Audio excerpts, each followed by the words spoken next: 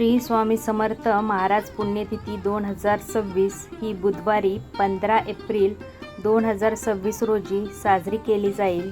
ही महाराजांची 148वी पुण्यतिथी वर्ष आहे, जे सामान्यतः चैत्र शुद्ध त्रयोदशीला शके 1800 मानले जाते। या पवित्र दिवशी अक्कलकोट आणि विविध स्वामी केंद्रावर विशेष आरती व पारायण सोहळा आयोजित केला जातो। चैत्र शुद्ध द्वितीयेला श्री स्वामी समर्थ महाराज यांचा प्रकट दिन उत्साहाने साजरा केला जातो, तर चैत्र वैद्य त्रयोदशीला श्री स्वामी समर्थ महाराज यांचा स्मरण दिन साजरा केला जातो।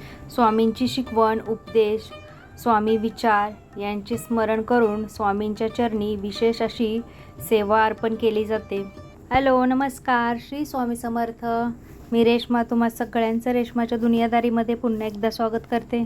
स्वामींची कृपा लाभावी यासाठी प्रत्येकजण विशेष प्रयत्न करत असतो, काही उपाय करत असतो।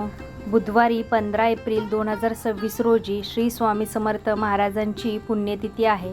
विशेष म्हणजे याच दिवशी प्रदोष आणि मासिक शिवरात्री व्रत एकत्र आलेले आहेत। महादेव शिवशंकरांचे अखंड स्मरण स्वामी करत असतात, त्यामुळे प्रदोष, मासिक शिवरात्री व्रत आणि स्वामींचा स्मरण दिन एकाच दिवशी येणे पुण्यफलदायी मानले गेले आहे।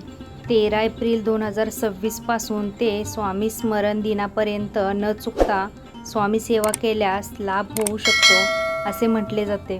3 दिवस 3 उपाय ही सेवा सुरक्षा कवच ठरेल। स्वामी सेवेतील 3 उपाय सकाळ, दुपार आणि संध्याकाळी करायचा आहे।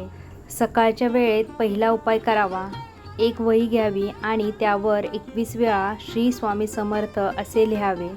तसेच सायंकाळी स्वामींचा अत्यंत प्रभावी मानला गेलेला तारक मंत्र म्हणावा किंवा श्रवण करावा।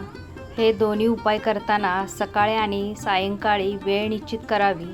तुम्हाला जी वेळ योग्य वाटते ती वेळ निवडावी आणि हे दोन्ही उपाय करावेत। न चुकता आणि सलग हे उपाय करावेत। हे दोन्ही उपाय करणार असल्याचा संकल्प करावा।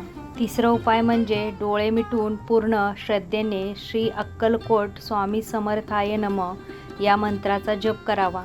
तुम्ही तुमच्या क्षमतेनुसार 21 वेळा किंवा 108 वेळा किंवा त्यापेक्षाही जास्त जप करू शकता। रोज एक वेळ ठरवून घ्या। त्याचवेळी रोज ही साधना करणे अधिक फलदायी मानले जाते। घरातील देवघरासमोर किंवा स्वामींच्या प्रतिमेसमोर आसन टाकून शांत बसावे। तुपाचा दिवा किंवा अगरबत्ती प्रज्वलित करावी। जप करण्यापूर्वी स्वामींना आपली मनोकामना विनवणी स्वरूपात सांगावी आणि जप पूर्ण झाल्यावर स्वामींच्या चरणी नतमस्तक व्हावे। निस्वार्थ नामस्मरणामुळे स्वामी भक्तांच्या हाकेला धावून येतात आणि त्यांची सत्कार्य पूर्ण करतात, असा अनेकांचा अनुभव असल्याचे सांगितले जाते। ही केवळ एक कृती नसून ती स्वामींशी जोडली जाण्याची एक भक्तिपूर्ण प्रक्रिया आहे।